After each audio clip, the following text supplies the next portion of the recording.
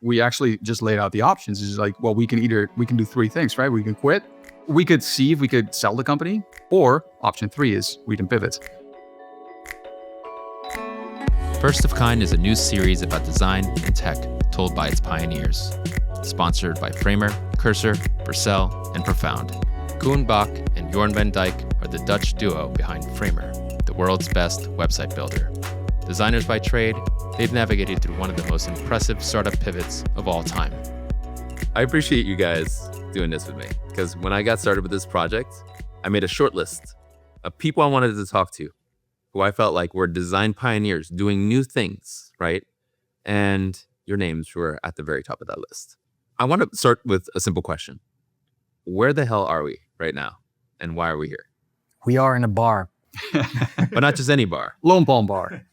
Lone Palm. Yeah. So this used to be the old hangout, I guess, right? When you were still drinking. Yeah, that's a long time ago. So we're talking 2011, 12. I actually stopped drinking 3 years ago. But no, yeah, we spent an awful amount of time in this bar just because it's a good vibe. We thought it was fun to do the shoot here with you. It's a nice spot to bring folks, because it feels like a San Francisco institution. It is. In its own way. Yeah. And on the topic of institutions, congratulations with all the success of Framer. You guys built a phenomenal business, and it's one of those classic 10-year overnight success stories. The things that I want to talk to you about is how the genesis of Framer got you to where you are today, but more importantly, how the relationship between the two of you guys has evolved. So maybe we can start at the top. What is Framer today? It's best way to make a website. Best web design platform in the world. Yeah. It's probably a lot more than that too, yeah? It is. Yeah. I can summarize it really quickly. I think, Framer is a web design platform used by design-forward companies to produce their entire marketing site. So some of our key customers are Perplexity and Miro. They use it to run their entire .com all on Framer. And typically designers and marketers are now owning the entire website front to back. That's the thing that we figured out. The designers run the website. They don't just design it. They build the whole thing. They run it together with the marketing team. And yeah, that makes it much easier to execute really fast on cool ideas, to make much higher quality websites, and to have like a level of ownership that like previously didn't always feel the same way if you kind of had to hand it over, right? Like, and let other people figure out the last details. So. In your minds, when you sort of think about where you started off with this business, there is a through line. And the through line to me has always been this idea that you guys champion, which is that coding is not that hard. Shipping feels great. Designers should be much more responsible for shipping the things that they envision. Actually, like taking the thing that they've generated and putting it out there in the world, right? Or making it as real as possible. But when you think about the business that you've built today, how dissimilar is it from like the one that you imagined when you first got started? So you're meaning like all the way at the beginning of Framer, when it was more like a prototyping tool? When it was Motif? I think it goes back further than that. Like, we like working on tools because it gives you that feeling of like showing what you made to somebody else and then seeing them respond to it, right? And that made us decide whenever we picked a new startup, we figured, what if we just pick a problem that we like working on, right? And that's how we ended up with making a design tool, because we figured, okay, design is cool. It's really cool if you work for a group of people that make stuff for other people to kind of consume or, to use. And that's the best feeling. And I can do that if the startup isn't doing so well at any given point. And that's going to happen a lot, unfortunately. And then we still have something really fun to work on. So that's kind of how we got to, it's more like, you're right, but it's also very practical to choose that problem. Yeah. I think if you look at the last 10 years of the company, then the first years when we were building the prototyping platform, the whole idea that we wanted to build a platform around was that if you look at the creative process, right, from an idea to now it's time to produce it, then we looked at prototyping as that's the last phase that designers should own, right? And so, if you have an idea, let's say you're building an app or you're building anything creative, it starts with an idea in your head and it needs to get out of your head onto paper, or you make a mock-up or any of those things. And you kind of like up the fidelity level of your idea until you're kind of satisfied with what it is. And that was our whole hypothesis around Framer V1, if you will, right? And so a lot of designers were using Framer to prototype their ideas at a very high fidelity that was almost the same as the real thing. And the second part of Framer is where we kind of like went all the way because we started asking a lot of designers, what's the most frustrating thing about your day-to-day job today? And the answer for all of them is kind of the same. It's like, I have to rebuild my ideas. I have this idea. I know what I want it to look like. I know what I want it to feel like. I even made a prototype, and still after all that work, I have to do it again. I have to work with an engineer, or I have to teach myself how to code to get it out in the world. And so for us, starting with websites was where we thought we could merge the two. We can make a design tool that lets people publish their work to the world immediately, right? Just click publish, goes out. And that was a big aha moment for all of our customers. Like that, the moment we shipped the sort of the thing that we saw with most of the users is that feedback loop and how fast that is. It gets to a point where it's almost addictive. It's hard to move back from, right? It's really hard to go back to like, oh no, actually let's do the handoff thing again and like wait for 2 weeks to see some progress. Yeah, I love that framing because it's like you described Act 1, what you ended up shipping now today and supporting as Act 2. We'll talk a little bit about Act 3 later in the conversation. But when we first met in the spring of 2011, was at Facebook. We had acquired the company Sofa. Our design tooling back then, we were in the Stone Age, right? Mobile was starting to take off. And so that whole space of like software development was like extremely immature in terms of tooling. And I seem to recall like the prototyping tool was trying to also address that to a certain extent, that we have this new medium in the form of smartphones, and we need to be able to like quickly generate ideas and put them out in production. And that there's something very fundamentally tactile about the smartphone that was very different than the click and point environment of the desktop web. How did the experience of Facebook kind of feed into the genesis of Framer?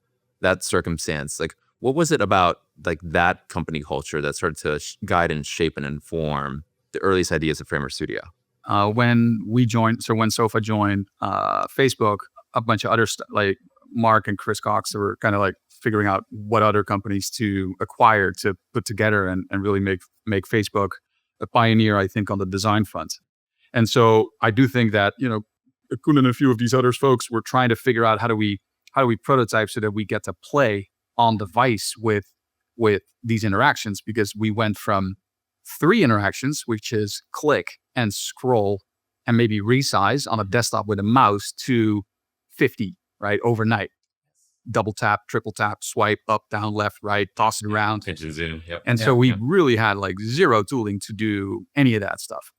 And what I think Facebook then, even after we left, like I do think that that became sort of like part of the culture. And I think Facebook, the design team, has definitely like pioneered some of the prototyping that then became sort of standard in a lot of the other startups that were like Facebook, like at Twitter or Microsoft, Amazon, companies like that. So, earlier we talked about like Framer as like Act 1 and Act 2. And I think one of the things that often gets undertold with startup success stories is how the relationship between founders starts in that context of building a new business, because you fundamentally change the nature of the relationship, right? Yes, sure. You guys had worked together at Sofa, worked together at Facebook, but co-founding is a whole different beast. And how that relationship evolves through those acts to confront that decision as 2 founders, 2 friends, and then to find a course out of that situation and to build a successful business with people that have been with you for years, right? Yep. And have to go through that transition. Don't do it. That is rough Cannot riding, man. That is rough riding. Yeah. There's a graph someone made on the internet of famous companies that did a pivot to get the product market fit. I hope you guys are on that list. We are. Good. But then they rank it by years, because typically I think it was like Slack started out as like a gaming company, and then they built this own chat thing, and that became Slack, and it did it in the like 2nd or the 3rd year. And it just gets later stage and later stage and later stage. And we're not all the way at the bottom, but we're like, year 5. That's when we did the pivot. So it's atypical, I think, for companies to do a late stage pivot. We just raised our Series B a year before that. How much of that was driven by the mechanics of VC, where like you feel like an obligation to kind of like see through a strategy, raise money against, or was it more like No, we kind of bumped into the glass ceiling of the market, and we had to kind of confront reality as it was. I think VC is a part of it, but it was our own ambition to build a really significant company. It's always been, we were doing really well in the early days of Framer, getting to $1 million in revenue, getting to, 3. We hit 4 or 5, and then it started to slow down, which is the opposite of what needs to happen, right? Like you need to smooth curves. Five years ago, definitely the goal was the triple, double. That's changed now a little bit, but we were not tripling after 4 million. And so it's always been our dream to build something, significant for the creative industry, something that, potentially one day could IPO or could become the new Adobe. So you get stuck at 5 million. That doesn't sound like that's working. And then the other part, I think, is like if you take on venture funding, the goal is to build a significant company. Yeah. And that's looked at like negatively typically, but it's a really good forcing function, right? Right. Because otherwise you're just gonna maybe, you see a lot of founders like, well, but it's grown 20% a year. And, I can pay myself like market plus. So maybe I'll do this for a few years. And then you meet them 5 years later and they're like, oh man, I'm so bored. I lost touch with like that stuff. So like, I think VC in that regard is much better than most people give it credit for. As in like, it really forces you to do these things. And it also fixes itself. If your company isn't doing so great, the VCs tend to not really care as much. It kind of like, they literally write you off. Yeah. So like, it buys you some time to kind of figure out either like if you want to continue or pivot, right? So I think honestly, all those things were a lot more positive than they typically get credit for. Yeah. But how's this? When you guys were 5 years into it, if you had sent me an email saying like, hey, Saleo, sad news. You lost your money. We lost your money, or we're giving you like 10 cents on the dollar. We drank everything. This is not going anywhere, so we just this isn't going anywhere. We talked to each other. We looked at. We're gonna spread it all. Do the lights out. We peered into each other's souls, and we just don't have it in us. I'd be like, yeah, that's totally understandable. Yep. You guys had a good ride. Yeah, you guys did your best. Yeah, but that's not what happened. No. So what I want to know is like, what was that interaction like between you two? To confront reality in that way. I can tell the story. So it's not as black and white. It's a gray area where you're trying to figure out. And we speak to a lot of founders these days that are in a similar situation because not everything just takes off on day one, and also not on day 100. Nothing takes off, right? And so everyone's trying to figure out what's real. In trying to figure it out, people always say the same things like, well, we're just building this one more feature. Like if we finish this one more feature, then it has a chance to start going. Or it's something like, oh, but we're doing another push on marketing, and so that people are doing that, us included, for 3 months, 6 months, 12 months. Like, but this is the question, like for most founders also, like how long do I give myself before I'm like, okay, this isn't working, I should change something drastically. And then one part is like really, what is the time that I need to figure that out? Like just from the sort of dynamics of it in the market. But the other thing is like, how long do I feel comfortable still giving this pitch that it's gonna work with the real belief behind it? You can do it without a true belief for a little bit longer, but it's gonna eat on you fast. And there's 2 timelines here. 2 people are kind of running down that meter. And so but we're pretty, what was the catalyst then? Pretty in sync in that regard, I think. Maybe we gave it too long. Like that's a whole other story. But I think we were both always very convinced that like design would need more high fidelity tools, right? That's the whole sort of like reason why we started. We thought, okay, the last big innovation in interaction design is somebody who it's like touch, right? And that's not invented by a designer. It's like an engineer. So we need tools like that. So let's build that. And we did a lot of Flash and stuff back in the day. So that's how the future of tools looked like. But we were wrong. Like the future of design tooling looks like Notion, if I'm super honest, right? Or FigJam or something like that, like lower fidelity. Yeah. I don't really know why. Like we need like some proper alcohol to figure that out. I just know that like it happened, and then you kind of got to switch it up. And that point, like at some point we were like, okay, it's happening. So what do we do about it, right? And that's the point where we decided to pivot. And did you guys both feel committed to seeing it through? Was it one of those conversations where you're like, you should tell this conversation? Yeah. So yours on paternity, I'm pitching that it's gonna work for the nth time. And then I just like, after that, I'm like, yeah, I don't think I really believe, like everybody has their own way of making big decisions. And for me, it's like, it just comes up, right? Like, I don't believe in this shit anymore. So I'm like, okay, we should switch it up. So I start thinking we got a canvas, right? Like, or should we stop? Is the first question. And then we build a bunch of technology. But this was the conversation, right? Huh? This was, we basically had a conversation I think it was in the summer of, what was it, 20? Yeah. Okay, so we sit down. Jorn's on maternity leave. I'm like, Jorn, let's sit down for lunch. And he's like, yeah, my kid's doing great. I'm like, great. Like, let's talk about the pivot. 3 weeks old. Yeah, 3 weeks old. Wow. Your first one. Second. Oh my gosh. Oh Second. gosh. Oh, then it was fine. Okay, I feel a lot better about that. So I'm like, okay, we got a canvas. No mercy. We can do 3 things. Like, I don't know, like this is where it gets like maybe a little bit boring, but it's like a real design tool, or like whiteboarding, or maybe we make a web design tool, right? Like, but like one that, like the cool thing is that like we can probably, with the visual tool, deliver the highest quality websites. Right. And that's also like something important for us. We don't really want to work on a design tool that, like, I really like Canva as a platform. I think it does amazing stuff. But just for us, for what we really enjoy working on is sort of like pushing, like being at that top level of that design. So the fact that we could build a visual tool that would allow you to build websites that would win prizes, right? That was like pretty appealing. And then solving all the problems below. Yeah. What do you recall? Because From the conversation. yeah, it's like you're charting like what it's like. What do you recall, and also what advice do you give to founders that are in that situation? Because again, the natural thing to do is surrender. You are fighting entropy, and you're at your weakest state. Yeah. Right. Like that. What you just described to me sounds like pulling teeth. It's like, which limb do you want to cut off? Yeah. And I think like the thing that you didn't know mention is like what we actually just laid out the options is like, well, we can do 3 things, right? We can quit, give everyone the money back. We can find our way, The money. like the money that's left, Yeah. right? After expenses. Yeah. And so we could see if we could sell the company, but we had sold our first company to Facebook. So that didn't look too appealing to do that again, right? But then at least we could maybe make all the investors a return. Yeah. Or option 3 is we can pivot. And so practically, we still had a bunch of money on the bank. And so it was also a practical decision to just look at, okay, these are really the 3 options we have. Which one do we like the most? Yeah. And so we didn't really like the acquisition path. Quitting with a bunch of money in the bank sounded like, okay, but then what's the next thing we're going to do? And the answer was like, we'll probably start another company. It's like, okay, then we might as well. And then Koen came, with the technology that we had built up over the first 4 years, the idea of like, maybe we can do something with websites that's where we landed at. So I think like the process of pushing when we should have stopped, because you just asked like, what advice would I give other founders? Like that pushing to see if you can get something to work in hindsight, that is almost, I don't think that can really work.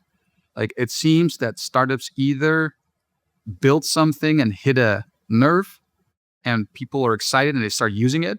And from that initial spark, you can build companies, you can build functions in the company, you can build marketing, you can build influencer, you can build on that initial spark. But if that is not there, then it's very, very hard to try to do all the right things that companies that have that initial traction, that take off, like you can almost not make that work in reverse. And there's no features in the world that kind of like 5x the whole thing, right? Yeah, there's like some magic unlock or something that's going to make it take off. Right. That's a trap. That's hard. And that's something that I feel in hindsight, we kind of felt like, people aren't really prototyping as much as we want. But because this is on TV, I also want to push back a little bit. Oh, no. What you're saying. Yeah, All because right. it's a little bit hindsight where you say like, okay, it only works in the beginning if you can feel it take off. But when do you feel it's taking off? That's also hard in the beginning. Because one, like you need a little bit of time before, like we tell within a year that we had product market fit, maybe like at the end of the first year. But the other thing is also you're biased for it to take off. So all the founders that you talk to that have like nothing, there was like, people are so excited about my stuff because you want to believe, So like you're so biased to see something working that like you can't really be a good judge of that. So it wasn't purely like a seeking motion. It was more like identifying, okay, there's this huge inefficiency in how designers have been working up until then, right? That framework kind of like did away with, that nobody wants to retreat from, which is that you'd spend all this work carefully generating a facsimile, a blueprint of what you're going to do. You would be like putting breaking points inside of a canvas-based tool. And then as soon as it was time to actually go into production, you were starting from scratch. You're kind of recreating all of that work that existed elsewhere. And Framer kind of did away with all that. Was that the key insight? Part of it, yeah, I think so. Yeah, I mean, Or Webflow and Figma made a baby. I see. Yeah. It's as simple as that. but that handoff, it still happens today if you build apps, right? Right. If you look at the design file of, let's say, an Uber, actually don't know what it looks like today, but if you looked at that 4 or 5 years ago, see all the screens laid out from the onboarding, and then there's the actual ride booking thing. It's like screen. Maybe sometimes it's prototyped a little bit, but then at the end, all that detail needs to go over into production, and it goes to some other person. Hopefully the designer and the engineer work together very well, and they can get it produced quickly, but that's another rebuild, right? And right. With sites that happens all the time. And that's the thing that we felt we could tackle very well. So the story of Framer has gone along this arc where Act 1 was 5 years of working on a prototyping tool that helped designers kind of make their ideas real, make it easy to be able to try things out and to share with others. That hit a glass ceiling, and you guys faced this really difficult crucible moment and had to decide to pivot. Act 2 was this 10-year overnight success of building the premier website builder, right? The best way to build amazing websites.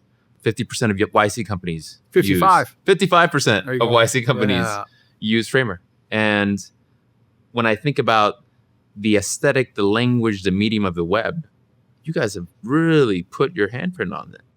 Like, you can sense and feel the aesthetic of Framer Motion and a Framer website when you go to one.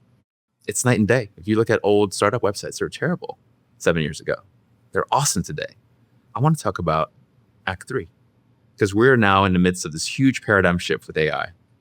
There are all these new entrants that weren't around 2 years ago, ranging from V0 to Lovable. We've got entirely new tools for development. We even have like new incumbents like Figma, right? And so I like to think of like Framer as this Millennium Falcon in the midst of like intergalactic war. What's the path forward for this company? What's going to be what's going to be Act 3 for Framer? I really want to get into it. We're gonna do cheers. Yeah, absolutely. To Act 3. Framer, the millennial Falcon. Yeah. So what is Act 3 going to be for Framer? How do you currently see the landscape, and then your place, your lane in this new landscape that's emerging? Yep. Yeah, I know it's really hard to predict what's going to happen, and I can talk about like the specific problems that I think we can solve next. But the real question is a little bit like, how good can LLMs, text-based stuff, get at design? Because design is something different than writing really good support or code or something like that, right? Like a structured, like 2D document with the right hierarchy to deliver that in a way that that it looks good and that people actually can adopt in using it might be a very broad problem, but maybe Gemini 4 can actually solve that. So that's like a bit of a question. Is that gonna happen or not?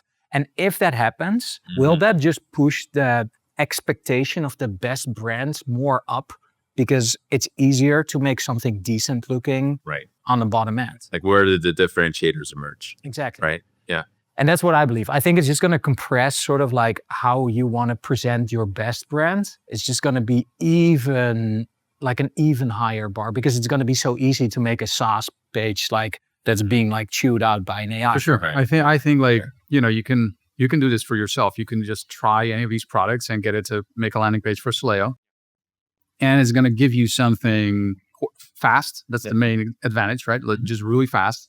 But it's going to look pretty similar. And that's because... very generic. Yeah, very generic. And what's interesting to me is that a lot of the new players are now trying to solve the problem of making it better by adding controls to the output.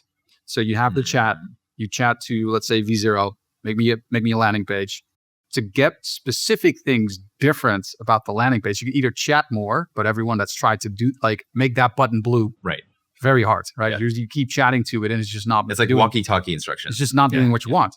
And so what they're now trying to innovate on is you get to click on the button, you get a popover, you get to choose a different color.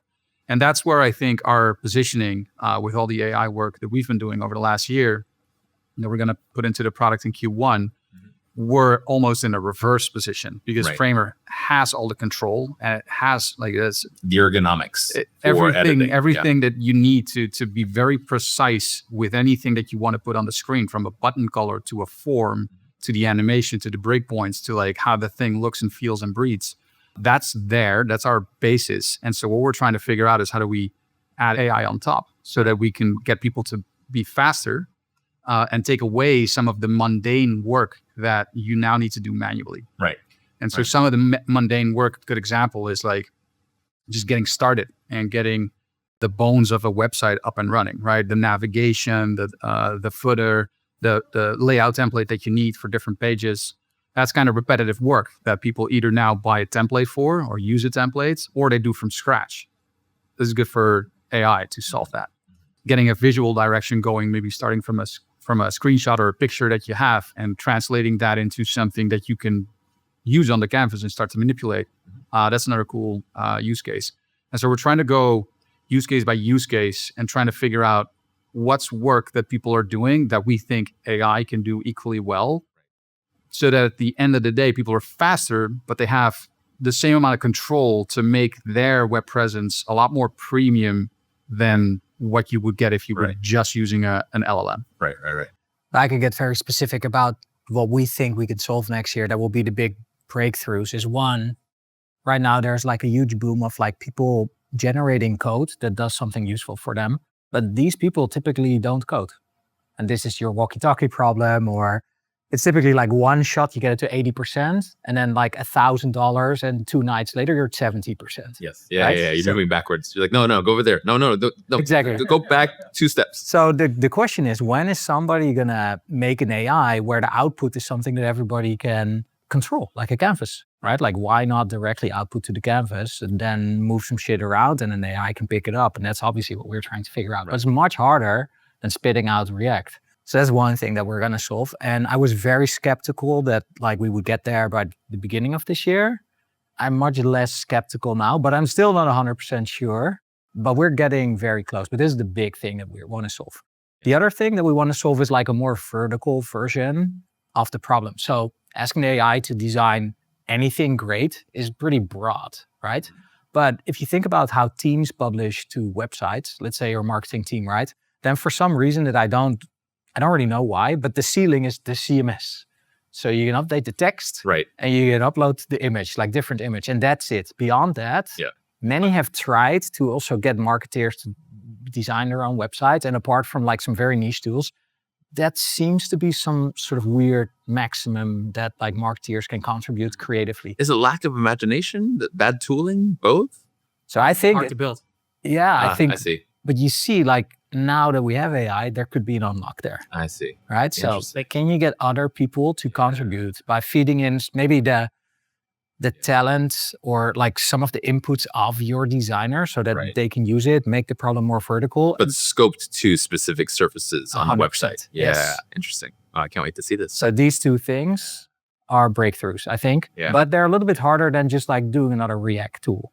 Correct. And I like that it also expands the surface area of the tool to marketers. It Yes. gives them superpowers that they previously did not have. Yeah, but it's important for us, right? Because to be honest, I love all the personal portfolios and I still want to push that. But to build a business, we're really pushing for companies, like whole teams, to run their entire marketing department on Framer. Right. That'd be great. Yeah. Also, because like all that shit is normally a mess, right? Like nobody knows how many signups and where the people are coming from. And if you would have like one platform to kind of run that, everybody, like, you know, like what's the data? Like the data is always broken, right? Like, and I'm so annoyed, like a certain investor, you must have the same thing, right? Like, where's everybody coming from? Yeah, we don't know. We have the JavaScript in there, but it's always broken. Right. So we can fix that. So like that combined with sort of like these advancements are pretty interesting. I'm glad you brought up investing because you guys have started a fund, Pistina. You've backed some amazing We're companies in Extremely Europe and the professional US. investors, yeah. Yeah. And so, well, you guys got a great portfolio. We horse trade on things. Yes, that's true. And it's, I know what I get out of it. I make assumptions about what you guys get out of it. What has investing kind of introduced to product development, to the way you operate the business? What new lenses has it equipped you? Because I feel as though like we may have an obligation to get more designers to invest and to show them the ropes. I feel as though like that we apply a lens to these companies that's very unique and different. I know what my answer to that question is, but I want to hear yours. Well, first of all, we started a fund because we weren't rich enough. So that's the main reason. Yeah. And I think the other one was very practical. Like we've always, because we're builders first, always kind of like on the phone with other founders anyway. And at some point we're like, hey, we should probably figure out if we can also, bet on the ones that we think are going to be the best. It's definitely a bell curve. That's our submerged there, right? Yeah. Yeah. Oh, we have different bell curve meme, but and so yeah, we kind of like just figured why not start it or try it and see if we like it. And I learned a lot from listening to pitches of fellow founders with a forced investor hat on, because it's just very different to listen to someone trying to articulate the thing that they want to do or the growth stage that they're at. And after listening to 100 or 150 of those, it also shapes your own perspective as a founder, because it makes you more honest about how you run the business. So I think for us, it's both been just interesting to learn how this part works, but it does definitely has an impact on how we operate as a founder, right? Because you get more exposure to two sides of how the dynamic works. What we do, this digital design, has a weird vibe of where Artistry met Wall Street. Okay. Say more. Well, I mean, I'd probably still be going to this bar if I not work in tech, because that's fine. But there are some things that I can only do in life because my design skills were worth something, right? Yeah. And I think for the last 10, 15 years, something, especially like in these Facebook eras or something, it's really hard to figure out as a creative, like, how that manifested itself. And also very driven by like some of these, run after the pot of gold. I think if you talk to the right design leaders across now the second generation, or maybe like early third generation of designers, you can maybe define more what it is to be a digital designer, just like graphic designer, like you can kind of define what it is over a long time horizon. But I think we're now looking at like the third sort of like 10-year generation of designers that we can finally kind of like start articulating what the real work is and kind of maybe like separate it from, let's say, the Wall Street part of it, where we're just like chasing whatever's making the most money to apply our skills with. Interesting. I think as a parting question, guys, you look back on the qualities that have brought you to here and how early in your life they first appeared to you. You sort of have an instinct of like, this is my way in the world. For folks that are at that age right now, like what would you want them to know about like identifying and acting on it? Like, what is that for you? I think for us, the thing that's always been true for us is it comes back to we enjoy building things, right? And even I would say that even today, if something in the company wouldn't go the way that we wanted it to go, something growth or something whatever, our response to that is like, let's try to build our way out of that, right? And that for us has always been a very powerful way to solve problems and book progress. To deal with no's. You get a lot of no's as a founder. Yeah. And even at our stage, I couldn't believe that. But yeah, it's still true. Yeah, you get a lot of no's. But this would be the thing that I think, young founders have to hear today probably more than before, right? With all the noise around AGI, it's coming, it's going to do everything for everyone. Yeah, but just, keep building your own little versions of what you want to see in the world and see if you can do more of that and build on that. And don't get too stuck on some of the negativity around everything else. Like, just keep building. Yeah. How about you, Koen? If you're talking about like really young, then the things that like other people consider like your hobby might be like the next big thing. Like computers, they used to be seen as a hobby. They became a big thing. Then the creator influencers, the ladies that were doing makeup and like teaching themselves like videography and stuff, it's kind of funny. Now they're a big thing, right? Like that's the YouTube business. And like all these things kind of like stack up. So I would like say, like I'm trying for my kids to take their hobbies very, very seriously. Yeah. So have weird hobbies, keep building. Yeah. First of Kind, season 2. Awesome. We're good. Thank you, guys. Thank you. Thanks so much. This is First of Kind, a new series about design and tech told by its pioneers. Sponsored by Framer, Cursor, Vercel, and Profound. Follow us on X, YouTube, Threads, Spotify, and Apple Podcasts. The future belongs to designers who build. Now we have to figure out who's Chewbacca. We're not into that stuff, to be honest. Yeah, Star Wars. I'm like, is it Star Trek or Star Wars? Let's do it. Sounds like he's Han Solo. Star Wars overrated, underrated. Yeah, kind of overrated. Overrated for me too. Oh, it's fairly underrated, man. Underrated? Oh man. I mean, like, how's this? Darth Vader is going nowhere. Like, most of what we experience day in and day out will disappear with the ebbs and flows of time. I mean, that's way too deep for me. Exist. Yeah, I don't even know this. Can we get overrated, underrated? Star Wars? Star Wars. I think it's right where it should be. Oh man, it's way too safe. You? Over. You? Currently over. Currently. What? I'm not a fan.